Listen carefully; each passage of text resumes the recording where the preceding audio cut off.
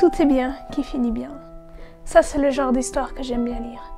Ces histoires où peu importe l'intrigue et les péripéties, tout finit par s'arranger. J'aime ces livres où je tourne la dernière page avec un sentiment de contentement. Notre cœur a palpité avec les héros tout au long de leurs aventures, et en lisant cette toute dernière page, en atteignant finalement la conclusion, on pousse avec un soupir de soulagement. On referme le livre avec un sourire. Oui, tout est bien qui finit bien. Mais si le livre est fini, la réalité, elle, nous rattrape. Ils vécurent heureux et eurent beaucoup d'enfants n'est somme toute pas la véritable fin de l'histoire. La princesse finit par mourir. Le vaillant héros s'éteint lui aussi, et même leurs enfants, et les enfants de leurs enfants. Où que l'on tourne les yeux, il semble qu'il n'y ait vraiment qu'une seule sorte de fin. La conclusion de toutes nos histoires sur cette terre, la mort. Personne ne semble échapper à l'inéluctabilité de cette réalité. Jeunes ou vieux, riches ou pauvres, bons ou mauvais, tous sans exception finissent un jour par mourir. Pour être franche, cette idée me glace le sang. Je me rappelle un jour, alors que je m'apprêtais de quitter le domicile d'une brave petite grand-mère, je l'ai chaleureusement saluée. « À la semaine prochaine !» Ce à quoi elle répondit tout aussi chaleureusement « Oui, si on n'est pas mort !» Je ne peux pas vraiment vous décrire ce que ces mots ont éveillé chez moi. Je me suis sentie si mal à l'aise, tellement gênée et troublée face à la réalité de la mort, tellement impuissante.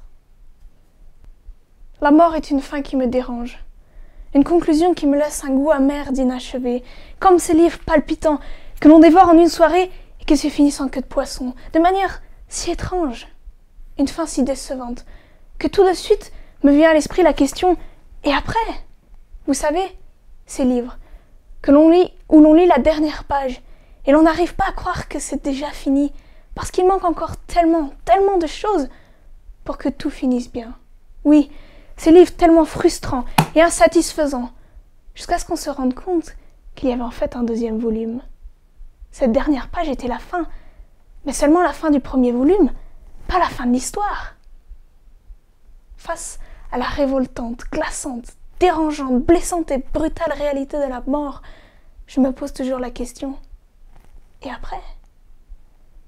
Debout, devant la tombe de ceux qui ont été ma famille, mes amis, des êtres humains fragiles et précieux comme vous, comme moi, je me demande « Est-ce vraiment si sottement, si froidement, si absurdement que tout doit finir ?» Dans cette série, j'aimerais faire face à l'un des plus grands tabous de nos sociétés, à l'une de mes plus grandes peurs, parce que l'incertitude ne me fait que redouter ou éluder cette réalité dérangeante, angoissante.